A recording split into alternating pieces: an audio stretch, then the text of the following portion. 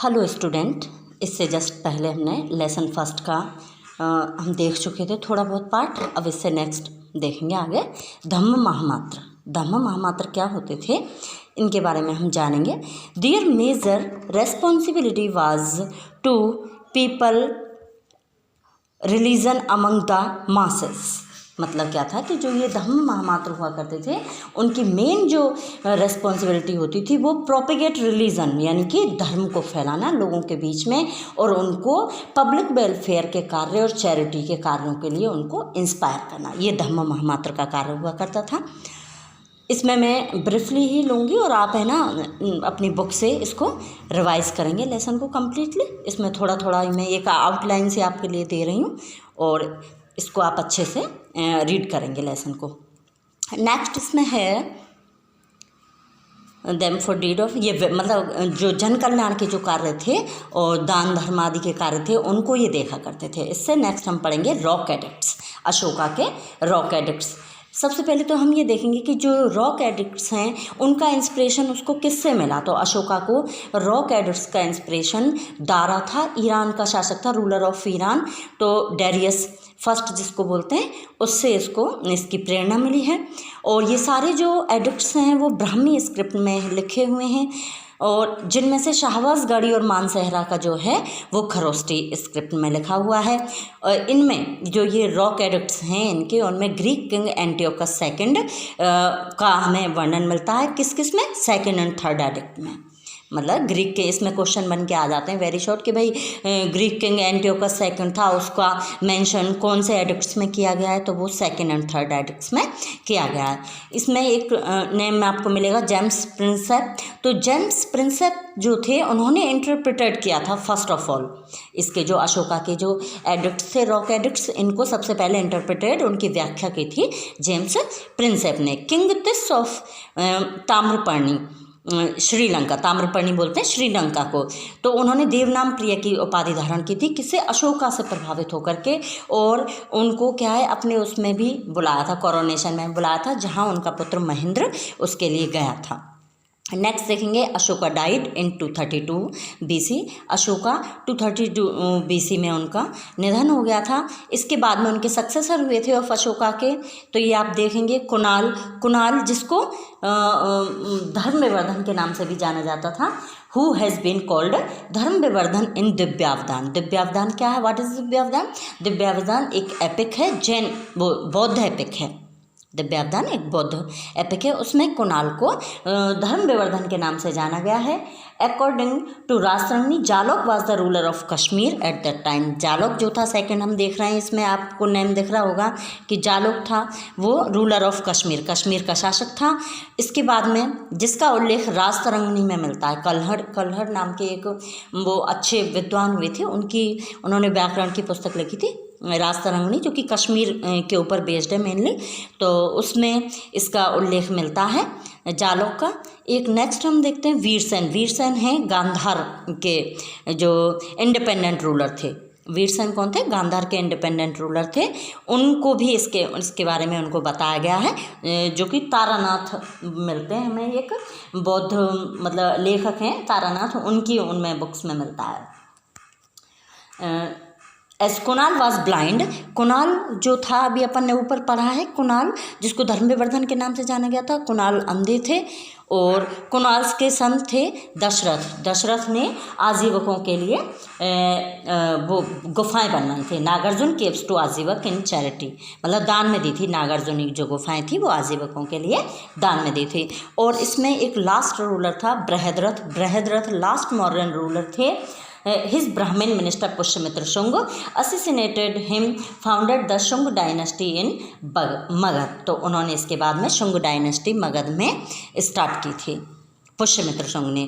तो वो जो लास्ट रूलर थे बृहद्रथ, उनके वो सेनापति हुआ करते थे, उनके मंत्री हुआ करते थे। अब आगे इसमें हम देखेंगे मौर्यन एडमिनिस्ट्रेटिव।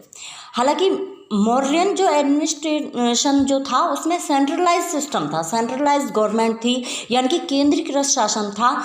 तो डेस्पाइट इट, इसके अलावा किंग नॉट ऑटोक्रेटिक, यानी ये होने के बावजूद भी जो किंग था वो निरंकुश नहीं था, ऑटोक्रेटिक नहीं था। तो ये हम देखेंगे कि इन्होंने बताया components of the state, component बताए गए हैं स्टेट के। कंपोनेंट कौन कौन से होते हैं वो ये बताए गए हैं, राजा, अमात्य, जनपद, दुर्ग, कोश, सेना एंड मित्र। ये 7 ये कंपोनेंट्स हैं स्टेट के। इससे नेक्स्ट हम देखेंगे, इसमें एक आपको मिलेगी उपधा परीक्षण। ये कई बार वेरी शॉर्ट क्वेश्चंस में आ जाता है कि व्हाट इज उपधा परीक्षण। तो ये एक डली चेकिंग थी दियर करेक्टर एंड बैकग्राउंड, किसकी, जो मिनिस्टर्स हुआ करते थे उनकी डली चेकिंग की जाती थी, उनके करेक्टर और उनके बैकग्राउंड की जांच के बाद ही उनको अपॉइंटमेंट दिया जाता था सेंट्रल गवर्नमेंट में। तो इस प्रक्रिया को अपन, इस प्रोसेस को हम उपधा परीक्षण के नाम से जानते हैं। नेक्स्ट हम इसमें देखेंगे सेंट्रल एडमिनिस्ट्रेटिव में क्या क्या पार्ट थे। तो ये हम देखेंगे एक डिपार्टमेंट कॉल्ड तीर्थ। ये जो डिपार्टमेंट था किस नाम से जाने जाते थे, ये तीर्थ के नाम से जाने जाते थे। इनके जो प्रेसिडेंट थे वो महामात्य कहलाते थे। इनका जो विवरण है हमको अर्थशास्त्र में मिलता है। ये आपको आउटलाइन सी इसमें दिख रही है, वो उस आउटलाइन के अकॉर्डिंग आप इसको अंडरस्टैंड करें। इसके बाद आप अपना लेसन कंप्लीट करेंगे और कोई प्रॉब्लम होगी तो वो आप पूछ सकेंगे। इसमें हम देखेंगे कि जो ये तीर्थ के प्रेसिडेंट हुआ करते थे वो महामात्य कहलाते थे। इसके अलावा इसके कौन कौन से पार्ट होते थे सेंट्रल एडमिनिस्ट्रेशन में, मिनिस्टर, प्रीस्ट, कमांडर, प्रिंस। ये मोस्ट इम्पोर्टेंट तीर्थ हुआ करते थे मौर्य सेंट्रल एडमिनिस्ट्रेशन में। मोस्ट इम्पोर्टेंट तीर्थ कौन कौन से हुआ करते थे, minister, priest, commander and prince. These are most important तीर्थ्स।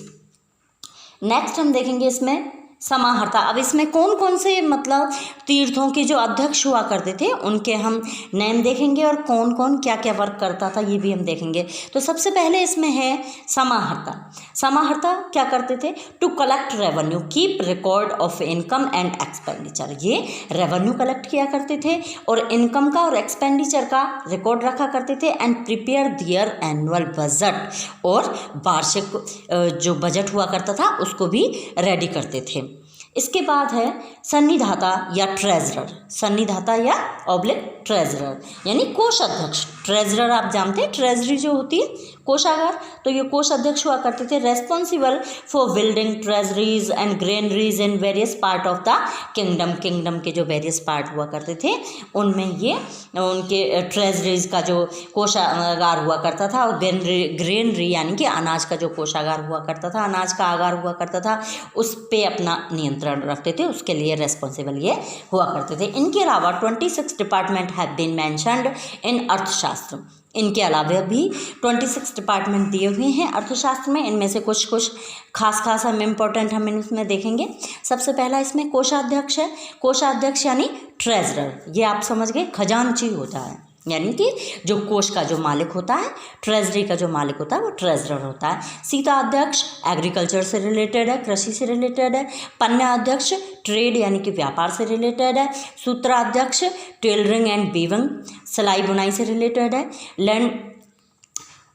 लूनाध्यक्ष, लूनाध्यक्ष होता है स्लॉटर हाउस का, यानी कि जो कट्टी घर होते हैं ना, स्लॉटर हाउस बोलेंगे एक तरह से, जहाँ पशुओं को काटा जाता है उसको बोलते हैं स्लॉटर हाउस। तो उसका जो अध्यक्ष हुआ करता था वो लूनाध्यक्ष था। मुद्रा अध्यक्ष करेंसी से रिलेटेड था। पौतवा अध्यक्ष नेवल सिस्टम से, जो नाव वगैरह पानी में जो इस तरह के, ये उस टाइम पर थोड़ा बहुत ये भी डेवलप था नावों वगैरह का, तो उसके लिए पौतवा अध्यक्ष हुआ करता था। बंदगारा अध्यक्ष होता था जेल का या प्रिजन का। और लक्षणाध्यक्ष होता था इशूइंग करेंसी। लक्षणाध्यक्ष किस पे अपना कमांड रखता था, इशूइंग करेंसी पे। एंड आठविक होता था हेड ऑफ फॉरेस्ट डिपार्टमेंट, यानी कि जंगल का जो डिपार्टमेंट होता था उसका जो हेड होता था वो आठविक के नाम से जाना जाता था। इनमें वेरी शॉर्ट क्वेश्चंस इनमें से बनते हैं, किसी से भी ये पूछ लेता है कि भाई इसका क्या वर्क था, किस पे अपना ये कमांड रखते थे। नेक्स्ट देखेंगे प्रोविंशियल एडमिनिस्ट्रेशन। अब हम नेक्स्ट में देखेंगे प्रोविंशियल एडमिनिस्ट्रेशन। ये तो आपने देखा सेंट्रल एडमिनिस्ट्रेशन। अब हम देखेंगे कि प्रोविंशियल एडमिनिस्ट्रेशन में क्या था। तो there are 5 province of Magadha kingdom. उस समय इनके मौर्यों के काल में, मतलब यानी कि अशोका के काल में 5 प्रोविंस हुआ करते थे मगध किंगडम के। तो ये हम देखेंगे, मैंने एक थोड़ा सा ये डायरेक्शन के हिसाब से इनको जमाया है, आप इन्हें देखें। सबसे ऊपर है उत्तरापथ, उत्तरापथ जिसकी वो थी कैपिटल तक्षशिला। फिर सेकंड नंबर पे अवंती राष्ट्र जिसकी कैपिटल थी उज्जैनी। फिर है थर्ड नंबर पे मध्य देश, ये थोड़ा यहाँ पे कटिंग हो गई इसकी। थर्ड नंबर पे मध्य देश था जिसकी कैपिटल थी पाटलिपुत्र। फोर्थ नंबर पे कलिंग था, कलिंग फोर्थ नंबर पे कलिंग था, तो ये कलिंग जो था, कलिंग की कैपिटल थी तोशली। एंड फिफ्थ नंबर पे था साउथ में दक्षिणापथ, फिफ्थ नंबर पे साउथ में दक्षिणापथ। और दक्षिणापथ की कैपिटल हुआ करती थी सुवर्णगिरी। ये अपने 5 प्रोविंस थे उस टाइम पे।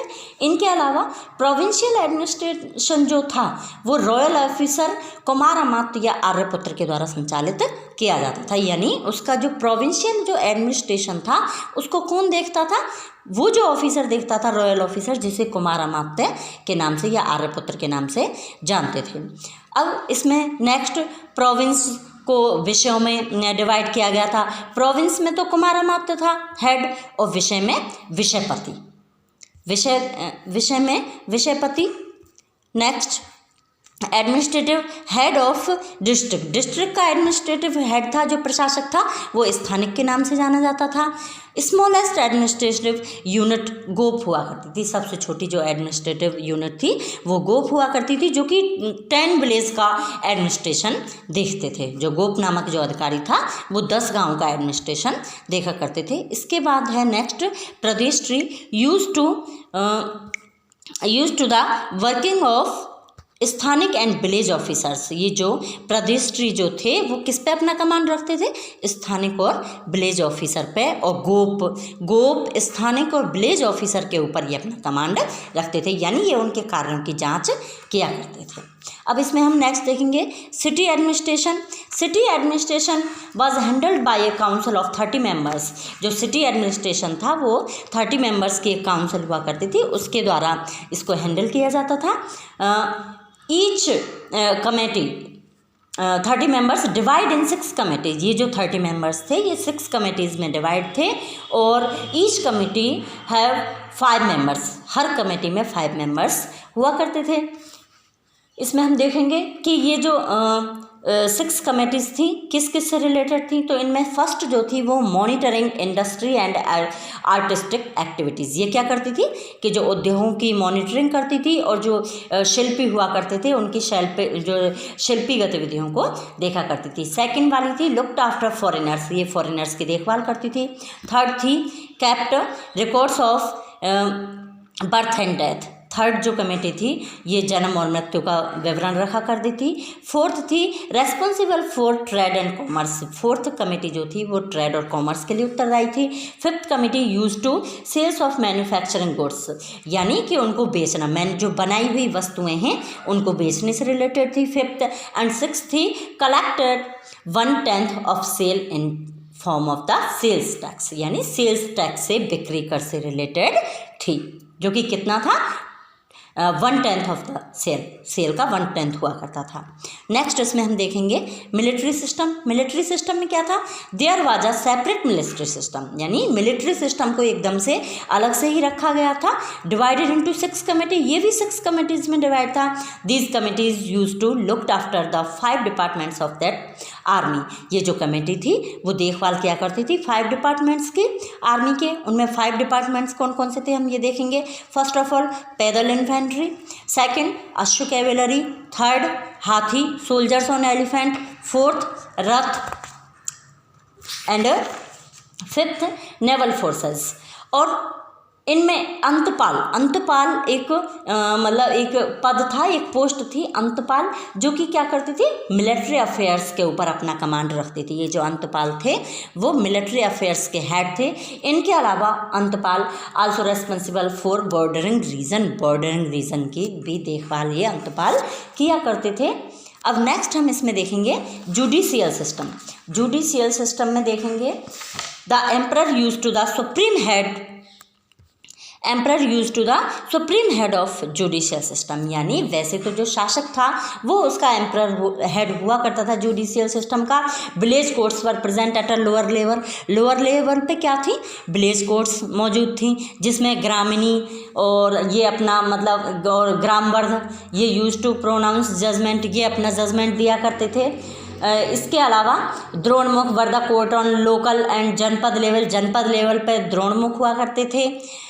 नेक्स्ट इसमें है सेंट्रल कोर्ट ऑफ पाटलिपुत्र, देखेंगे above all there was a central court of Pataliputra. इनके अलावा इन सब के ऊपर जो सेंट्रल कोर्ट हुआ करती थी वो सेंट्रल कोर्ट जो हुआ करती थी वो पाटलिपुत्र में थी। Apart from gram sangh and king's court, apart from gram sangh and king's court all the other courts were two type की कोर्ट्स हुआ करती थी। इनमें धर्मस्थ्य एंड कंटकशोधम।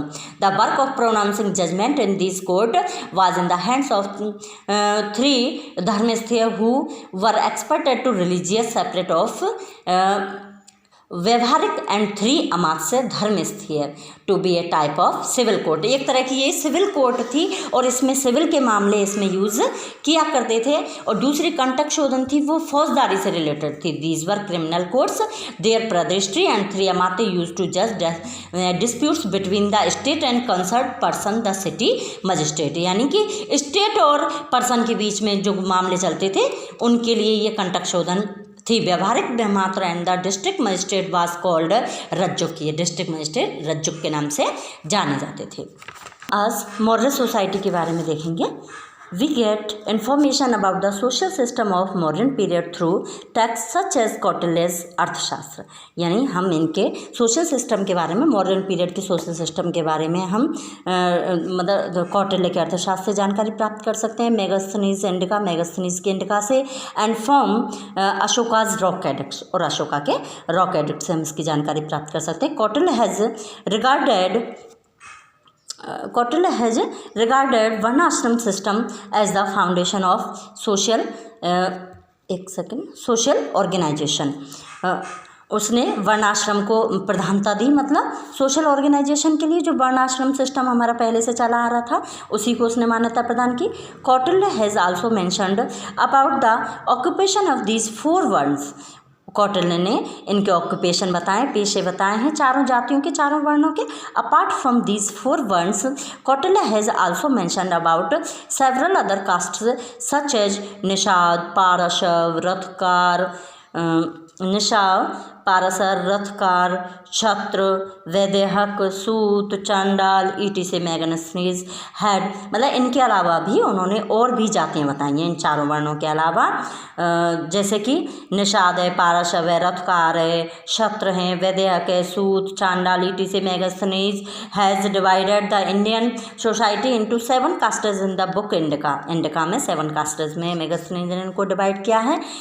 दीज इंक्लूड दार्शनिक, ये 7 कास्टेज आपको याद रखनी पड़ेंगी कि उनमें मतलब किन 7 जातियों का वर्णन हुआ है मैगस्थनीज के अकॉर्डिंग। दीज इंक्लूडेड दार्शनिक, किसान, कारीगर और शिल्पी, सैनिक, निरीक्षक, सभासद एंड शासक। ये 7 पार्ट हैं उसके सोशल सिस्टम के। नेक्स्ट देखिए, in his classification Megasthenes has ignored the difference of caste. इनमें है ना, इसमें मैगस्थनीज ने इग्नोर किया है भाई कास्ट की जो विभिन्नता है उसको, कलर को और ऑक्यूपेशन आदि इन सब को मतलब उसने इग्नोर किया, इन पर ध्यान नहीं दिया। During modern period the condition of woman can not be said to be progressive. Modern period में वुमेन की जो कंडीशन थी वो प्रोग्रेसिव नहीं कही जा सकती है, but still they were in a better position as compare to Smriti period. लेकिन वो स्मृति पीरियड की तुलना में उनकी जो पोजिशन थी वो अच्छी थी। And they were allowed to remarry and perform niyoga, उनको विवाह करने का, यानी कि दोबारा से वो विवाह कर सकती थी, यानी कोई औरत विडो हो जाती थी कोई लेडीज़ तो वो दोबारा शादी कर सकती थी। एंड परफॉर्म नियोग, और नियोग के द्वारा बच्चे पैदा कर सकती थी।